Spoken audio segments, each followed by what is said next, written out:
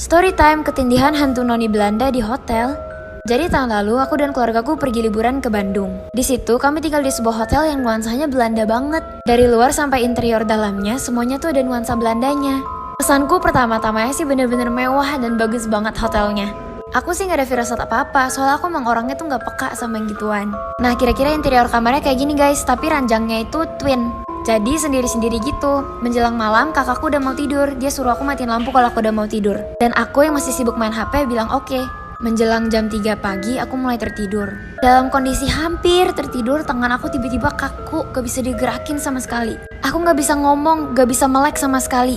Tiba-tiba aku merinding dan jadi dingin banget. Terus gak tau gimana tuh rasanya kayak arwah aku tuh terlepas gitu dari badan. Aku bisa lihat badanku tertidur tapi arwahku tuh kayak duduk gitu. Pas aku lihat ke kiri, tiba-tiba aku lihat noni-noni Belanda berambut pirang ngeliatin aku. Dua apaan ini? Ketindihan hantu noni Belanda di hotel, part 2. Di part ini aku ada lukis sosoknya ya guys, jadi kalau kalian gak berani tutup mata aja dan dengerin. Nah, aku masih gak bisa gerak. Aku kan tidur di ranjang yang ini dan kakakku yang itu. Aku coba teriak panggil kakakku tapi aku gak bisa ngomong. Aku terus baca doa tapi aku makin sesak napas. Noninya terus liatin aku guys, posisinya kayak gini. Aku gak bisa lihat mukanya tapi aku tahu dia cuma penasaran. Ini pintunya dan ini kamar mandi hotelku. Dan dia ada di depan kaca ini. Rambutnya yang pirang digerai dan tangannya dikebelakangin. Aku terus ucapin doa sambil coba balik ke badanku. Tapi gak bisa guys, berat banget, sesek. Nah tanganku pelan-pelan bisa mulai gerak tuh. Tapi noninya jalan lebih dekat ke aku. Aku makin mantep lah baca doanya. Aku langsung liatin aja noninya dan aku langsung baca-baca doa di depan dia. Jujur takut banget, aku gak tahu kenapa aku bisa seberani itu. Dan akhirnya aku doa sampai tidur. Besokannya pas makan pagi, kakakku nanya, "Fa, kamu kenapa? Kurang tidur?" Aku cuma liatin dia dan aku bilang, "Oh gak apa-apa kak." Padahal sebenarnya dalam hati aku takut soalnya aku masih ada 1 malam lagi untuk tidur di sana. Storytime ketindihan hantu noni Belanda di hotel, part 3 ya guys. Jadi setelah seharian keliling Bandung, hari sudah mulai sore dan aku mulai deg-degan karena harus balik ke hotel. Sebelum balik aku tanya kakakku mau pindah kamar gak soal perasaanku aneh. Dia bilang, "Enggak lah, perasaan kamu doang itu, tidur aja malam ini doa." Jadi malam itu aku doa lama banget berharap kejadian yang sama gak terulang. Baru mau lelap, tiba-tiba tanganku kaku lagi. Dan terulang lagi, badanku kaku gak bisa digerakin dan arwahku duduk. Aku melihat ke arah kaca udah bersiap untuk lihat noni itu, tapi dia gak ada di sebelah kiri. Dan ternyata dia lagi duduk di atas ranjang aku, di ujung gitu. Dia gak menghadap aku, tapi dia cuma duduk di ujung situ gak gerak sama sekali. Aku yang kaget dan takut langsung berdoa ingin cepet-cepet balik ke tubuh. Ditambah lagi malam itu lagi hujan guys, jadi kebayang lah ya auranya kayak gimana. Aku terus doa non-stop dan coba untuk merem dan gak ngeliat dia. Dan akhirnya aku doa sampai tertidur. Besoknya pas check out aku langsung cerita ke keluargaku dan ternyata mamaku dan kakakku juga gak bisa tidur guys, serem banget.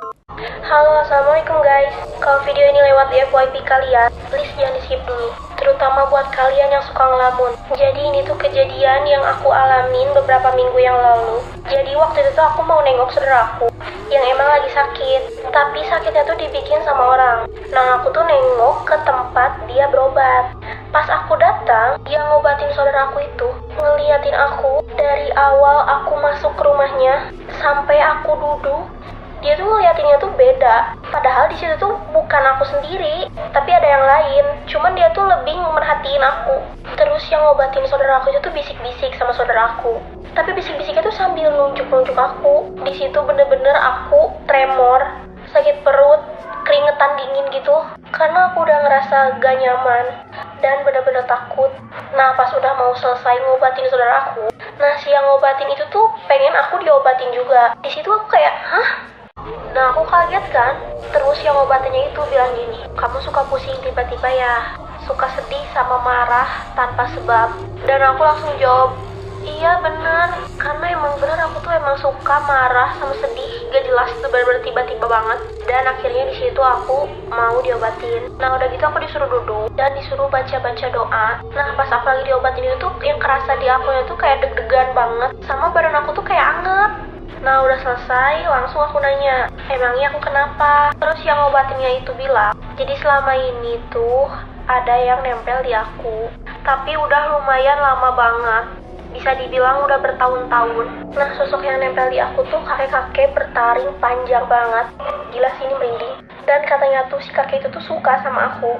Di situ aku kaget banget sumpah. Terus aku nanya lagi, kok bisa sih kakek itu nempel di aku? Jadi kata yang ngobatinnya, aku tuh sering ngelamun, bener-bener ngelamun yang pikirannya kosong. Jadi kenapa kakek itu bisa nempel di aku? Karena aku tuh sering banget ngelamun yang bener-bener pikiran sampai kosong banget. Kalau kita ngelamun, itu tuh bener-bener jin atau setan tuh kayak kita undang gitu. Yang gak lagi ngelamun aja gampang ketempelan, apalagi yang ngelamun. Nah udah gitu aku tanya lagi kan, pengaruh jeleknya si kakek itu nempel di aku apa? Dan kata yang ngobatinnya tuh bisa bikin aku tiba-tiba marah, tiba-tiba sedih, pokoknya campur aduk, terus tiba-tiba pusing, dan yang pasti hati itu gak akan tenang. Nah jadi kayak gitu. Buat kalian yang suka ngelamun, stop ya. Kalau kalian punya masalah, kalian bisa cerita sama orang-orang terdekat kalian daripada harus dipendem terus kalian jadi ngelamun. Rumah Gurita sebenarnya tempat apa sih? Jadi rumah Gurita ini adanya di Bandung dan udah dibangun dari tahun 1980-an. Katanya pemilik rumah ini suka banget sama hal-hal berbau seni dan laut.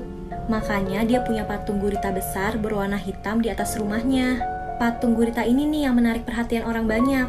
Apalagi setelah tahu kalau rumah ini bernomor 666 yang identik dengan angka setan. Muncul rumor kalau rumah gurita ini adalah gereja setan.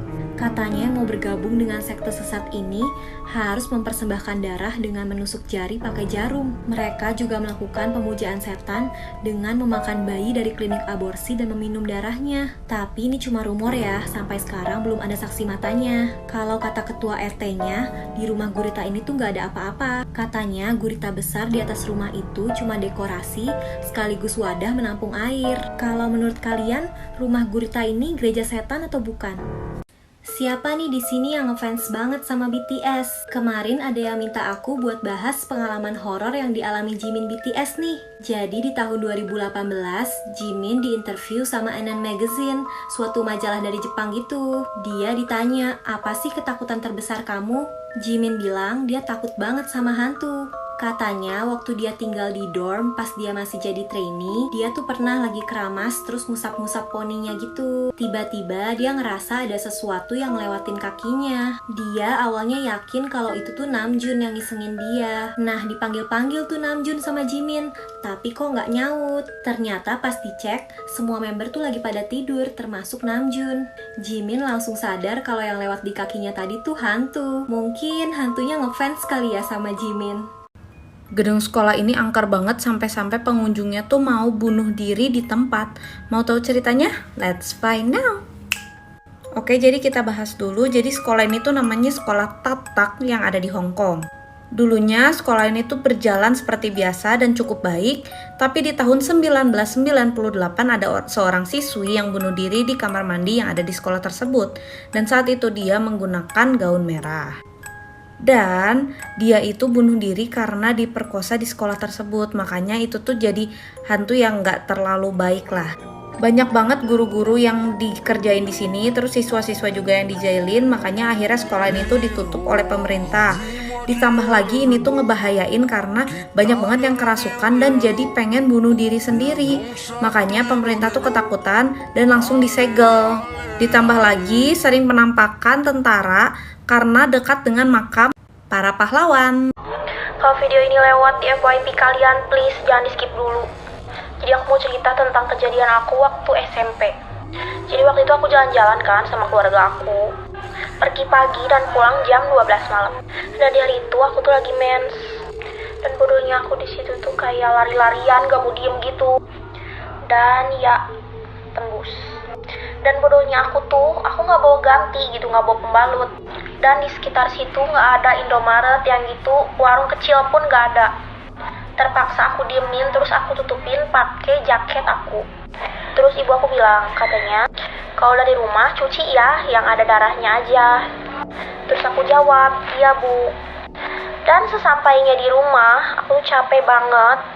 Jadi aku males nyuci itu celana. Jadi celananya aku rendam doang pakai sabun.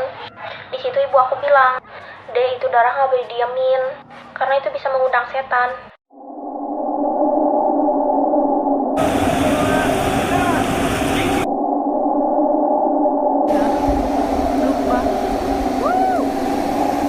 Guys, jalan ya guys.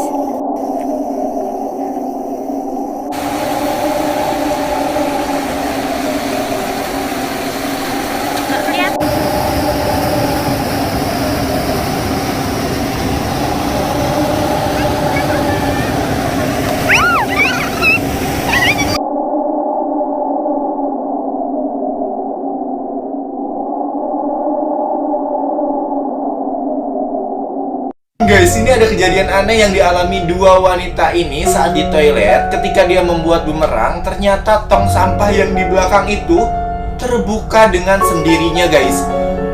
Oh my god, kita perjelas dah. Nah, ini dia. Oh, gila sih. Hai cu, tahu kan di TikTok lagu Ale Ale Ale lagi viral banget? Banyak yang bikin video yang mengisahkan tentang seseorang yang membuat boneka dari manusia. Salah satunya aku juga bikin. Kalian tahu nggak cuy, cerita ini tuh udah ada filmnya yang berjudul House of Wax yang udah ditayangkan di tahun 2005. Menceritakan tentang dua orang saudara yang merupakan seniman pembuat patung. Dan mereka itu punya museum patung lilin gitu cuy. Nah tapi museumnya ini terbakar. Yang kemudian membuat mereka tuh frustasi dan jadi psikopat cuy. Sampai-sampai mereka membunuh satu persatu orang yang ada di satu kota itu. Dan dijadikan patung lilin cuy. Kalau nonton filmnya prosesnya tuh mengerikan banget cuy. Ada yang dijadikan patung lilin hidup-hidup cuy. Dan ada pula yang mayatnya dijadikan patung. Kemudian ada beberapa remaja yang datang ke kota ini. Dan mereka pun jadi korban selanjutnya. Tapi kemudian kota ini terbakar lagi. Dan dua orang dari remaja ini selamat. Gitu cuy.